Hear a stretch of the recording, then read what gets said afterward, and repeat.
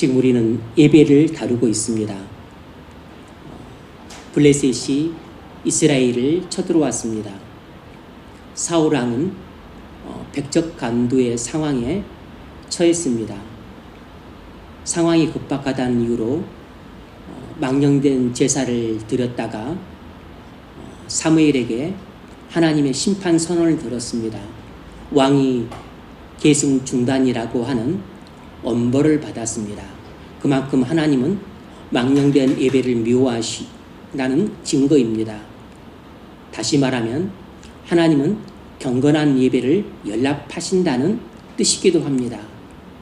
그러므로 우리는 이 망령된 제사가 기록된 본문을 통해서 우리는 망령된 예배를 드리지 않도록 각별히 조심하되 무엇보다도 경건한 예배를 드리기를 힘써야 한다는 사실을 배울 수 있습니다. 지난 시간엔 경건한 예배를 다뤘습니다. 경건한 예배란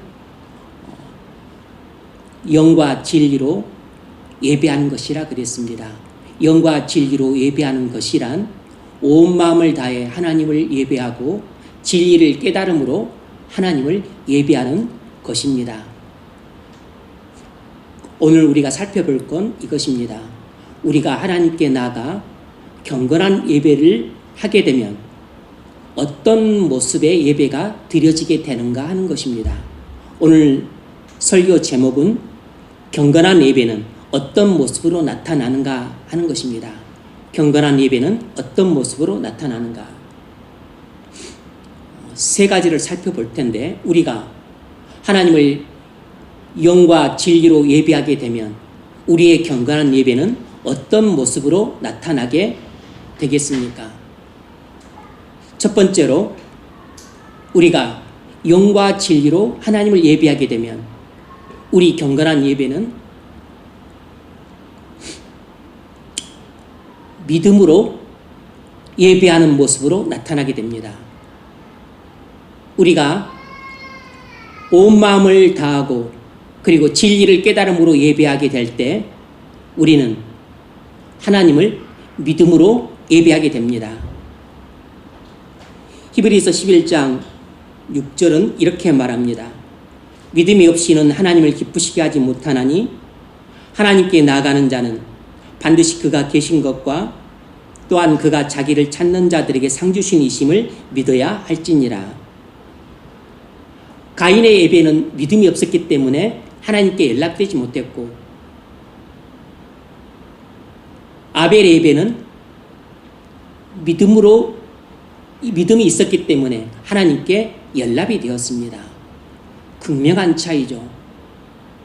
다시 말하면 가인의 예배는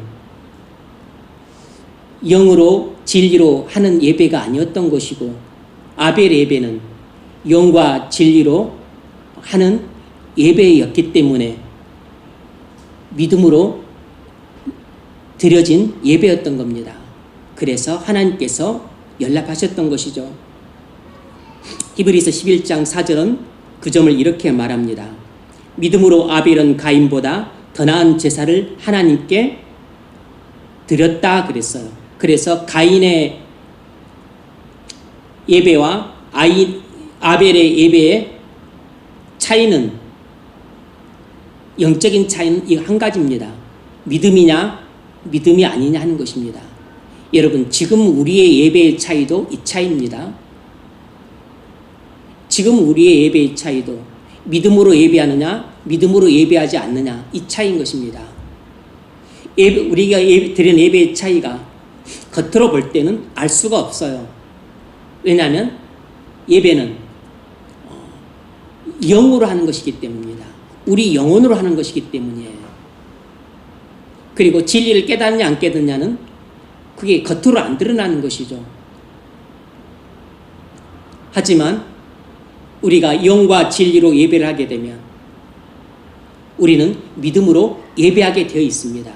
우리가 온 마음을 다해 하나님을 예배하고 그리고 하나님 말씀을 들을 때 진리를 깨닫고 그리고 은혜를 받고 변화되는 그런 예배를 드리고 있다면 지금 나는 믿음으로 예배하고 있는 것입니다.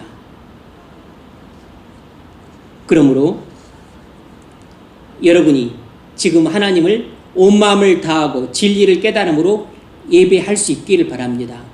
물론 이것은 우리가 노력한다고 해서 되는 것이 아니고 하나님의 은혜로만 되는 것입니다.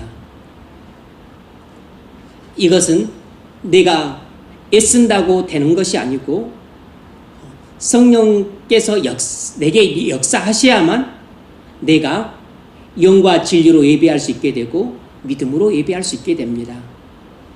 하지만 하나님은 우리에게 명하셨어요. 영과 진리로 예배하라고. 그러므로 나는 영과 진리로 예배할 의무가 있는 것이고 믿음으로 예배할 의무가 있는 것입니다. 내가 하나님 말씀을 순종하여 영과 진리로 예배하려고 할 때 하나님께서 은혜를 주셔서 내가 영과 진리로 예배할 수 있게 되는 것입니다. 창세기 22장에서 아브라함은 하나님이 독자 이삭을 번제물로 바치라고 했을 때 순종했습니다. 어떻게 순종할 수 있었죠? 하나님 명령을 온 마음을 다해 믿음으로 받았고, 그리고 아브라함은 하나님이 죽은 자도 다시 살릴 것이라는 그 깨달음으로 하나님 말씀을 받았기 때문에 독자 이삭을 번제물로 바치는 예배를 할 수 있었던 것입니다. 그래서 인간 윤리로 보자면 아브라함은 거부했어야 됐는데 인간 윤리가 아니라 하나님 윤리에 아브라함은 순종을 했습니다. 다시 말하면 아브라함이 하나님을 온 마음을 다하고 진리를 깨달음으로 예배했기 때문에 인간 윤리가 아니라 하나님 윤리에 순종할 수 있었던 것입니다. 아브라함은 다시 말하면 믿음으로 하나님을 예배했기 때문에 인간 윤리로 봤었을 때는 도저히 순종할 수도 없고 순종해서도 안 되는 독자 이삭을 번제물로 바치는 예배를 거부했어야 됐는데 그러지 않고 하나님 윤리를 따라 사랑하는 아들 독자 이삭을 번제물로 바치는 예배를 드리려고 했던 것이에요. 그러므로 우리는 여기서도 간단히 알 수 있죠. 우리가 하나님을 믿음으로 예배하게 될 때 우리는 상황 윤리가 아니고 하나님 윤리를 따르게 된다는 것을 알 수 있습니다. 우리가 온 마음을 다하고 진리를 깨달음으로 하나님을 예배하게 되면 우리는 상황을 핑계대면서 이러해서 제가 하나님 말씀을 순종하지 못했습니다. 제가 이러해서 제가 이렇게 죄를 지을 수밖에 없었습니다. 이렇게 상황 윤리 속에 숨지 않고 하나님 윤리를 순종할 수 있는 것이에요.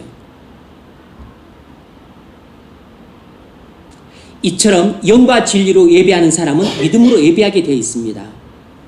아브라함의 경건한 예배는 믿음의 예배로서 하나님께 기쁘게 연락되었습니다. 하나님은 아브라함에게 큰 복을 주셔서 더욱 경건한 사람이 될 수 있었어요. 여러분, 망령된 예배가 아니라 경건한 예배를 하십시오. 우리가 온 마음을 다하고 진리를 깨달음으로 예배할 때 사실 이미 믿음으로 예배하고 있는 중입니다. 이렇게 믿음으로 예배하고 있을 때 하나님을 만납니다. 하나님을 만나야 하나님의 음성을 듣고 은혜를 받습니다. 그때 우린 주 예수 그리스도를 믿고 구원을 받게 됩니다. 그때 우린 하나님의 음성을 들음으로 은혜를 받고 믿음이 성장하게 돼요. 믿음으로 하지 않는 예배는 죄입니다. 믿음으로 하지 않는 예배 가운데 하나가 무엇이냐면 아무런 기대감 없이 예배에 참석하는 것이에요. 예배에 참석하는 것은 잘했지만 마음 자체가 잘못되었습니다. 그러면 예배에 대한 기대감이 없으면 예배 참석을 하지 말아야 될까요? 아닙니다. 예배에 대한 기대감이 없어도 예배에 참석해야 됩니다. 믿음이 없어도 예배는 참석을 해야 돼요. 그리고 나서 뭐가 잘못됐죠? 내 마음 자세가 잘못됐으니까 잘못된 마음 자세를 고쳐야 되는 것입니다. 내 마음이 잘못됐다고 예배에 참석하는 것을 쓸데없다고 생각해서 안 하는 것은 결정이 잘못된 것입니다. 판단이 잘못된 것이에요. 내게 기대감이 없고 믿음이 없을지라도 예배에 참석하는 것이 옳으니까 참석은 하되 내 잘못된 마음을 고치려고 해결을 해야 되는 것이에요.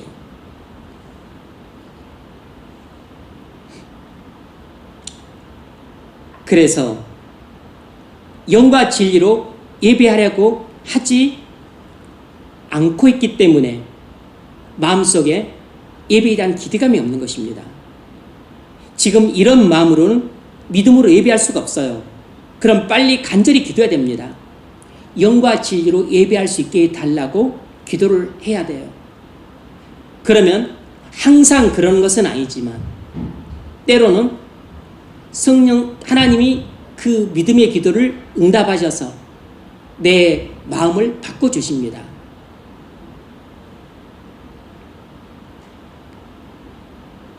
그래서 믿음으로 하나님께 예배할 수 있게 돼요. 그냥 마음속에 불신과 의심이 가득 찬 상태에서 예배에 나왔습니다.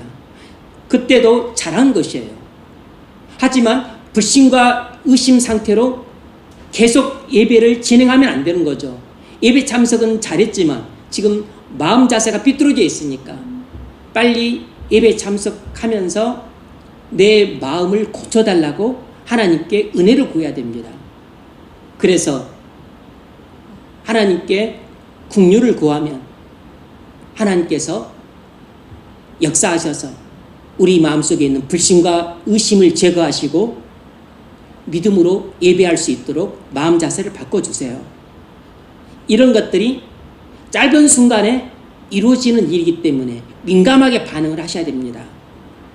우리가 예배에 참석하다 보면 별 기대감 없이 참석하는 경우들이 왕왕 생깁니다. 그때 빨리 잘못된 마음 자세를 고치는 즉각적인 회개가 필요합니다. 이런 것을 잘하는 사람이 영적으로 민감한 사람인 것이에요.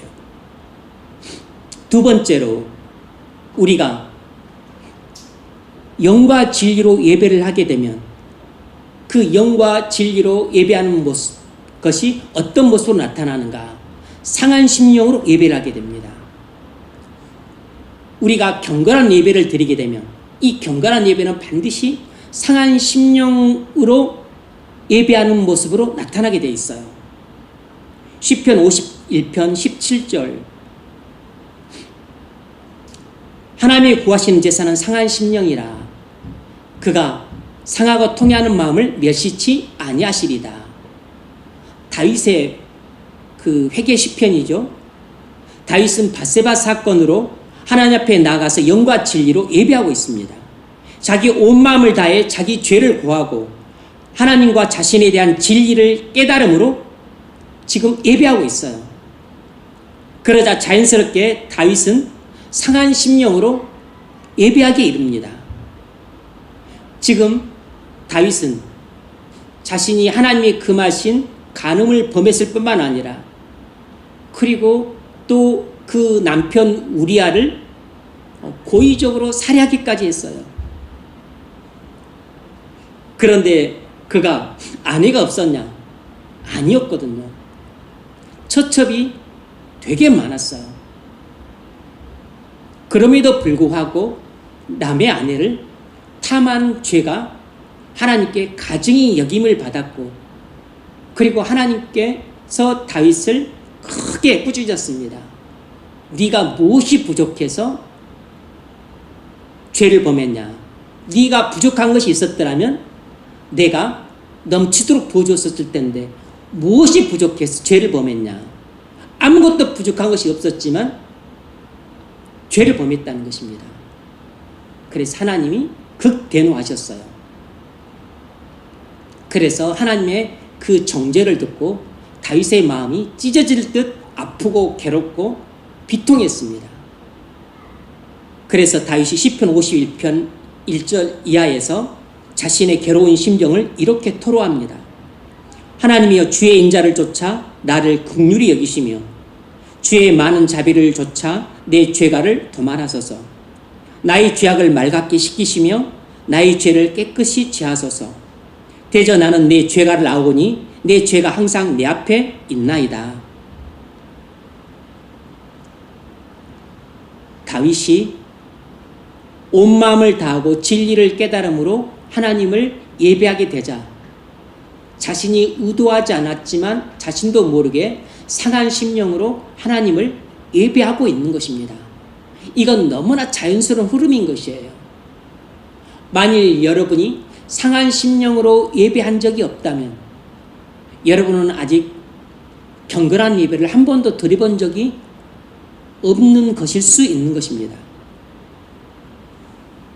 여러분, 우리가 온 마음을 다하고 진리를 깨달음으로 예배하게 되면 우리 예배는 상한 심령으로 예배하지 않을 수 없게 됩니다. 왜냐하면 우리는 죄악과 허물과 더러움이 가득하기 때문에 온 마음을 다하고 그리고 진리를 깨달음으로 예배하게 되면 내 죄를 깨닫지 않을 수가 없고 내 허물이 보이지 않을 수가 없고 내 더러움 때문에 양심이 가책을 받지 않을 수가 없는 것이에요. 그래서 우리가 하나님을 경건하게 예배를 하게 되면 우리는 우리 죄악과 허물과 더러움을 깨닫게 되면서 하나님 앞에 상한 심령으로 나와 나의 죄를 고하고 그리고 엉엉 울면서 회개 기도를 하게 되는 것입니다. 누가 시키지 않아도 그렇게 되는 것이에요.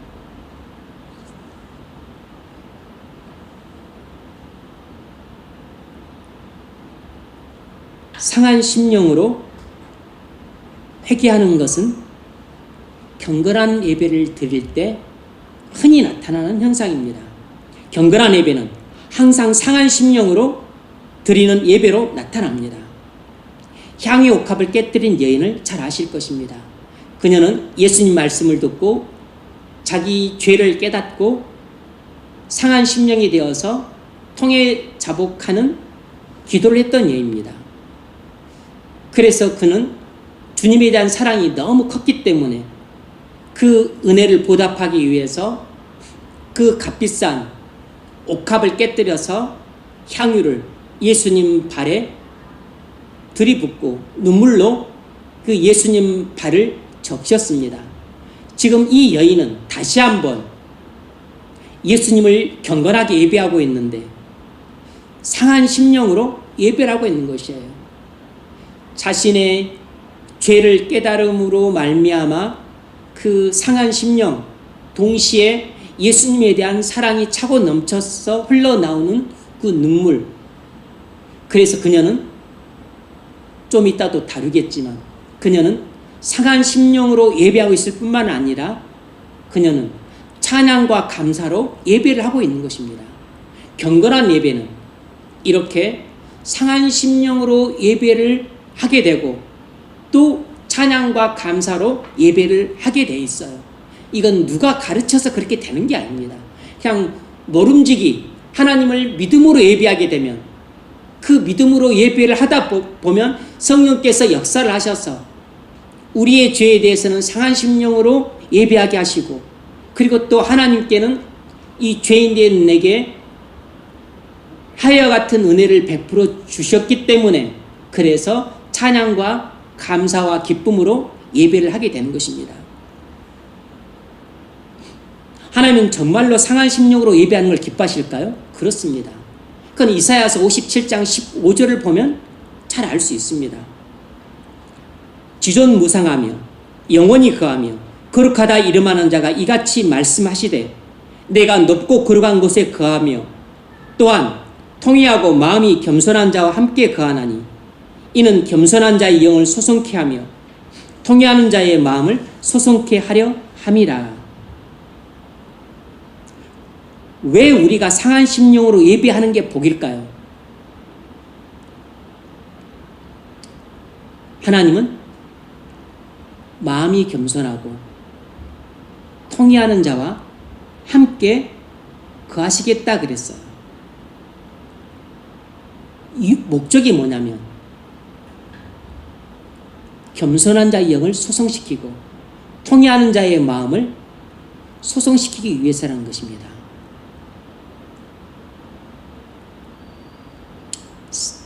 통회하는 사람의 그 마음을 부흥시키기 위해서, 회복시키기 위해서, 하나님의 은혜로 충만케 하기 위해서 함께 하시겠다는 것이에요. 그러니까 하나님은 상한 심령을 기뻐하시기 때문에 상한 심령을 가까이 하신다는 것입니다. 그래서 하나님은 절대로 상한 심령을 그대로 방치하지 않으시고 찾아오셔서 그 상한 심령을 치유하시고 그 상한 심령을 회복시키기 위해 그에게 은혜를 부어주시고 그리고 그의 눈물을 닦아주시고 그리고 그의 상처를 치유해 주시고 그리고 그의 애통함을 하나님이 기쁨과 즐거움으로 바꿔주신다는 것입니다. 그것을 예수님은 산상수훈에서 팔복으로 이렇게 말씀하셨어요. 애통하는 자의 복으로 말씀하셨습니다. 마태복음 5장 4절 애통하는 자는 복이 있나니 저희가 위로를 받을 것이며 주님은 짤막하게 말씀하셨죠. 애통하는 자가 누구냐면 상한 심령으로 예배하는 사람입니다. 애통하는 자가 누구냐면 영과 진리로 하나님을 예배함으로 하나님이 복으로 주신 심령이에요. 그러므로 애통하는 심령 자체가 복입니다. 애통하는 심령은 돈으로도 살 수 없고 내가 노력해서 구할 수도 없어요. 애통하는 심령은 우리가 영과 진리로 하나님을 예배할 때 하나님이 영과 진리로 예배하는 사람에게 주시는 복입니다. 그러면 내가 애통하는 심령을 하나님께 복으로 받았어요. 문제는 또 하나님이 애통하는 심령을 가만히 내버려 두느냐 아니라는 것입니다. 이사야서 57장 15절에서 말씀했던 것처럼 하나님은 애통하는 심령을 귀히 여기시기 때문에 하나님 함께 하세요. 함께 하셔서 그 애통하는 심령을 하나님이 치유를 하십니다. 회복을 시키세요. 리바이브, 부흥을 시키십니다. 그래서 은혜를 부으셔서 위로해 주시고 기뻐하게 하시고 즐겁게 하시고 그리고 그 영을 완전히 회복을 시키십니다. 그러므로 애통하는 자가 복이 있는 것은 절대로 다른 사람들은 받을 수 없는 하나님의 크나큰 임재를 경험하기 때문이고 하나님의 말할 수 없는 하늘의 위로를 받을 수 있기 때문이에요. 애통하는 자는 복이 있나니 저희가 위로를 받을 것이며 우리는 무슨 위로 따위를 뭐 대단한 것으로 여기지 않을 수 있지만 그러나 이 위로라고 하는 것은 우리가 주는 그런 시덥지 않은 위로하고는 차원이 다른 것입니다. 애통하는 자에게 하나님이 주시는 위로라고 하는 것은 하나님의 큰 은혜를 말하는 것이고 하나님이 우리 심령에 주시는 놀라운 복을 말하는 것입니다. 우리의 상처를 치유해 주시는 것이에요. 우리의 눈물을 닦아주시고 우리의 고통을 즐거움으로 우리의 슬픔을 기쁨으로 우리의 다툼을 평화로 우리의 분노를 온유로 우리의 마음속에 그 가득 찬 미움을 사랑으로 증오를 애정으로 바꿔주시는 놀라운 변화를 말하는 것입니다. 에즈베리 대학교 채플에서 금년 초에 부흥이 일어났어요. 성령이 역사를 하셨기 때문에 그들은 본인들이 스스로 의도하지 않았지만 영과 진리로 예배를 하게 되었습니다. 그래서 영과 진리로 예배를 하다 보니 무슨 일이 일어났을까요? 당연히 상한 심령으로 예배를 하는 자들이 속출했어요. 왜냐하면 성령께서 역사하시니까 자신의 죄악을 깨닫고 허물을 보고 그리고 더러움을 보게 되면서 눈물로 자신의 죄를 고백하고 회개하고 또 공개적으로 죄를 자복하는 일들이 일어났습니다. 성령께서 역사를 하신 것이죠. 그러자 하나님의 위로가 임했습니다.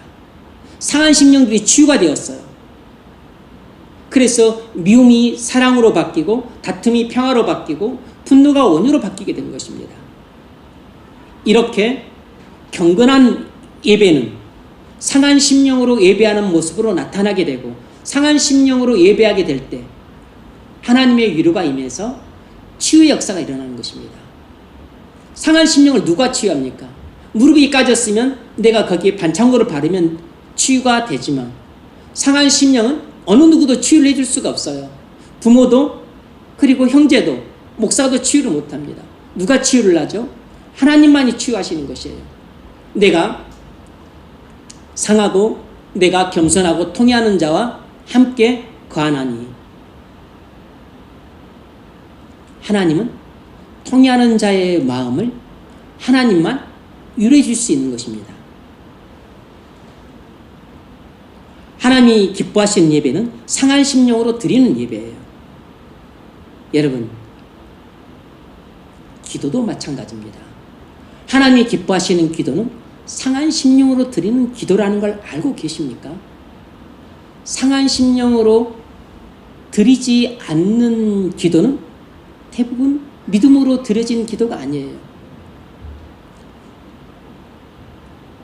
느헤미야서를 보면 느헤미야가 예루살렘 성의 회파 소식을 듣고 그가 상한 심령이 되어서 하나님 앞에 나아가 눈물로 기도를 합니다. 하나님이여 보시옵소서, 예루살렘 성이 저렇게 회파가 되고 그래서 여호와 신랑이 거니는 그런 놀이터가 되었다고 합니다. 성은 불타고 백성들은 망연자실해 있고 우리 열조들의 죄악과 우리의 죄 때문에 하나님이 심판하셔서 이 지경이 되었습니다. 우리 죄를 용서해 주옵소서. 금식을 하고 베옷을 입고 그리고 하염없이 울면서 느헤미야가 기도를 했어요. 뭐 한 것입니까? 상한 심령으로 하나님께 기도를 드린 것입니다. 하나님이 이 믿음의 기도를 연락하셨어요. 하나님이 에레미야에게 응답을 주십니다. 그래서 그가 술관원장으로 섬길 때 그 바벨론 왕의 그 얼굴에 수심이 가득한 걸 보고서 왜 수심이 가득하냐? 근심을 이야기하라. 네가 원하는 것을 말해라. 그래서 그 바벨론 왕의 은혜를 입고 유다 총독으로 파송되어서 그래서 그 무너진 예루살렘 성을 다시 중건할 수 있게 된 것이에요. 하나님은 상한 심령으로 드리는 기도를 연락을 하십니다. 상한 심령은 내가 만들 수가 없어요. 내가 노력한다고 해서 상한 심령으로 기도할 수 있는 게 아닙니다. 상한 심령으로 기도는 하나님이 은혜를 주실 때만 할 수 있는 기도예요. 그럼 뭘 어쩌라는 것입니까? 하나님의 은혜로만 된다면서요. 하나님의 상한 심령으로 드리는 기도나 상한 심령으로 예배하는 것이랑 똑같은 것입니다. 우리가 영과 진리로 하나님을 예배하러 갈 때 상한 심령으로 예배를 하게 되듯이 우리가 영과 진리로 하나님께 기도하려고 할 때 우리 기도도 그렇게 상한 심령으로 기도할 수 있게 되는 것이에요. 여러분의 예배가 경건한 예배가 되어서 상한 심령으로 예배할 수 있기를 바랍니다. 그러면 하나님께서는 반드시 여러분의 상한 심령으로 하는 예배를 연락하실 것입니다. 여러분이 기도할 때 여러분의 기도가 맹숭맹숭 건조하고 냉랭한 기도가 아니라 상한 심령으로 드리는 기도가 되기를 바랍니다. 눈물이 가득한 기도, 터질 것 같은 가슴을 치면서 울며 애통하며 땅을 치며 하늘이 꺼져라고 한숨을 짓고 탄식하면서 괴로움에 몸부림치며 드리는 이런 상한 심령으로 드리는 기도를 하나님은 반드시 연락하시고 그리고 반드시 하나님의 때 응답을 하세요. 우리의 기도가 꼭 상한 심령으로 드리는 기도가 되기를 바랍니다. 세 번째로 우리가 경건한 예배를 하게 되면 우리의 예배는 반드시 찬양과 감사로 드리는 예배로 나타나게 되어 있습니다. 영과 진리로 드리는 예배는 꼭 찬양과 감사로 예배를 하게 돼요. 시편 50편 14절 15절. 감사로 하나님께 제사를 드리며 지존하신 이에게 내 소원을 갚으며 환난 날에 나를 부르라. 내가 너를 건지리니 네가 나를 영화롭게 하리로다.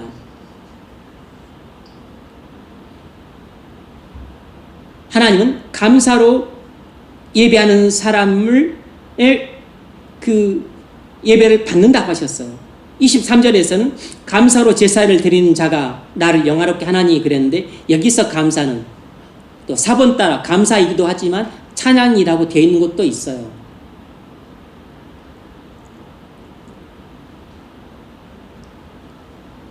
감사든 찬양이든 찬양으로 제사를 드리는 자가 나를 영화롭게 하나니 그 행위를 옳게 하는 자에게 내가 하나님의 구원을 보이리라. 다 가능합니다. 그러니까 사실상 감사는 찬양과 항상 같이 가요. 또 찬양은 찬양만 가지 않고 감사랑 같이 갑니다. 그러므로 찬양과 감사로 하나님을 예배하는 것을 하나님은 기쁘게 연락하시는데, 이유는 찬양과 감사로 예배할 때 하나님께서 영광을 받으시기 때문입니다. 감사로 제사를 드린 자가 나를 영화롭게 하나니 그 행위를 옳게 하는 자에게 내가 하나님의 구원을 보이리라. 여러분, 왜 우리가 찬양과 감사로 예배하는 것을 하나님이 이렇게 기뻐하시는가? 그 이유는 하나님께서 찬양을 받기 위해 우리를 창조하셨기 때문입니다.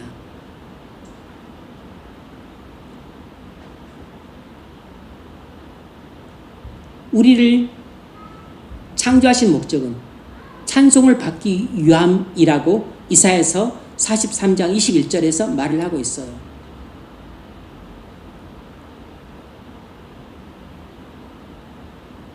어떻게 죄인인 우리가 거룩하신 하나님을 찬양할 수 있을까요?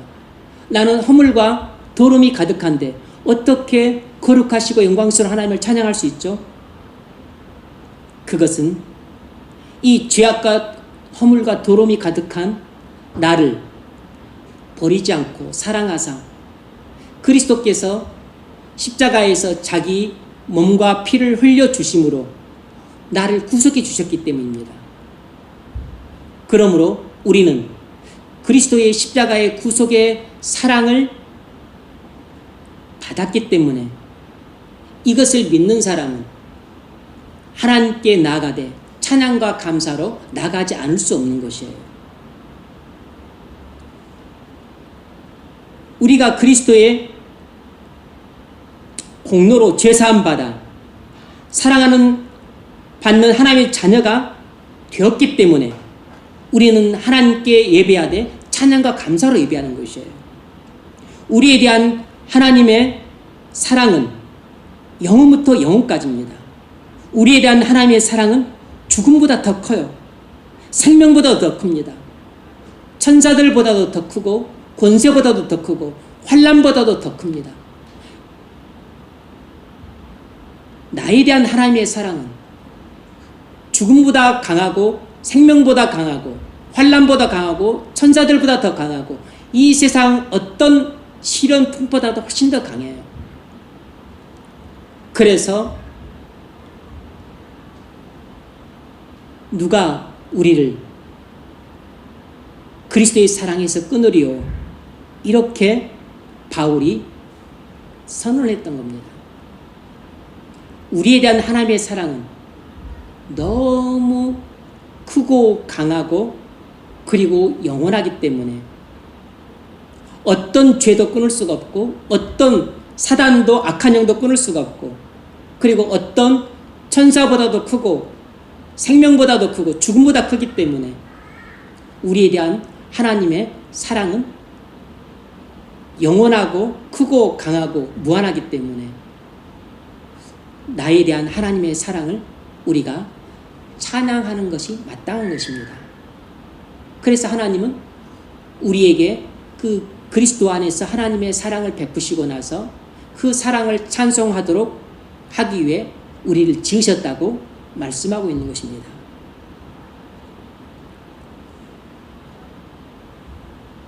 이 온 우주에서 그리스도 안에서 우리에 대한 하나님의 사랑이 가장 큰 사랑인 것이에요. 그것보다 더 큰 사랑이 없고 더 강한 사랑이 없고 더 영원한 사랑이 없어요.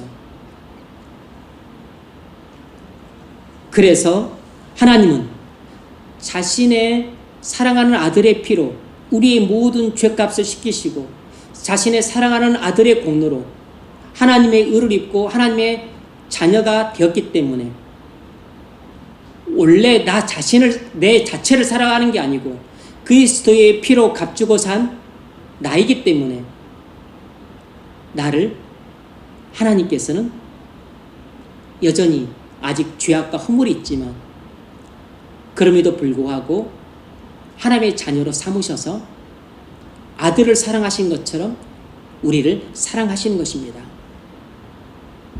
그래서 우리는 그 사랑을 예배 때 찬양과 감사로 표현을 해야 되는 것이에요.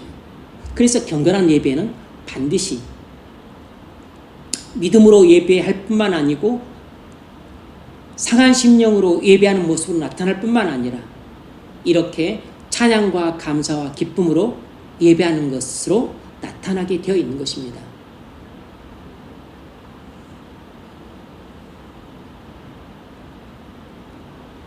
우리가 천상을 가보게 되면 그때는 상한 심령으로 예배할 필요가 없어요. 이유는 죄가 없기 때문입니다. 그곳에서의 예배는 찬양과 감사로만 드려지는 예배예요. 그래서 계시록 4장과 5장을 보면 요한이 환상에서 그 천상 예배를 보게 돼요. 거기서 천군 천사들과 그리고 그 성도들과 이 드리는 예배를 보게 되는데 모두 일찍 중임을 당하신 어린 양과 그리고 보좌에 앉으신 지극히 높으신 분을 전부 온 마음을 다해 입을 크게 벌려 찬양하며 예배를 하고 있습니다. 이것이 천상에서 드려지는 예배의 모습이에요. 우리는 이 땅에서 정한 시간에만 가끔 예배를 하지만 천상에서는 영원토록 그렇게 예배를 하게 됩니다. 우리가 영과 진리로 이 땅에서 예배하게 될 때 우리의 경건한 예배는 이렇게 믿음으로 나타나게 되고 그리고 상한 심령으로 나타나게 되고 그리고 찬양과 감사와 기쁨으로 예배하는 모습으로 나타나게 됩니다. 여러분의 예배는 어떻습니까? 우리의 예배가 영과 진리로 드려질 수 있기를 바랍니다. 여러분의 영혼과 육체를 다해 예배하십시오. 온 마음을 다해 예배하되 하나님 말씀을 들으면서 진리를 깨달아야 됩니다. 진리를 깨달음으로 예배하십시오. 진리를 깨달음으로 예배할 때 그건 사실상 믿음으로 예배하고 있는 것입니다. 왜냐하면 믿어야 진리가 깨달아지니까. 그럼 진리가 깨달아지게 되면 마음이 기뻐요. 감격이 됩니다. 그런데 자신의 죄를 깨닫게 되고 자신의 허물을 깨닫게 되면 마음이 상해요. 애통하게 됩니다. 그래서 하나님에 대한 진리를 깨닫게 되면 경외하게 되고 나에 대한 진리를 깨닫게 되면 애통하게 돼요. 그래서 하나님에 대한 경외감과 나에 대한 애통한 마음이 함께 나와서 상한 심령으로 예배를 하게 됩니다. 그래서 통해자복하는 회개를 하게 돼요. 그러면 하늘에서 위로가 내려옵니다. 하나님의 은혜로 상한 심령이 치유가 돼요. 그러니까 나는 찬양과 감사로 예배를 마무리하게 되는 것입니다.